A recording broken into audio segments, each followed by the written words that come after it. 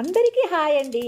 కందిపప్పు పచ్చడి చేయాలని నేను పచ్చడికి ఆవాలు, జీలకర్ర, ఎండుమిర్చి, కందిపప్పు బాగా వేసి అప్పుడు తర్వాత తక్కువ అవుతుందని క్యారెట్, కరివేపాకు, కొత్తిమీర వేసి బాగా వేయించారు. కందిపప్పు మాత్రం బాగా వేయిన తర్వాత క్యారెట్లు వేసి బాగా వేపానండి. చల్లగా చల్లారిన తర్వాత మిక్సీలో వేసి చింతపండు, తగినంత ఉప్పు, చాలదని మరి కొద్దిగా వేసానండి, మిక్సీ పెట్టానండి.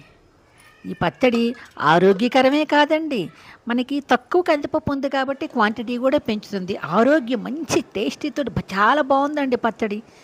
తర్వాత బౌల్లోకి తీసేసానండి, తీసి పోపు వేసాను. కందిపప్పు క్యారెట్ పచ్చడి, ఎన్ని కూరలున్నా మా వారికి చారు తినరండి, పచ్చళ్ళు కలుపుకొని తింటారు. చాలా ఇష్టం, చాలా మంచిగా ఉంది. Thank you everyone.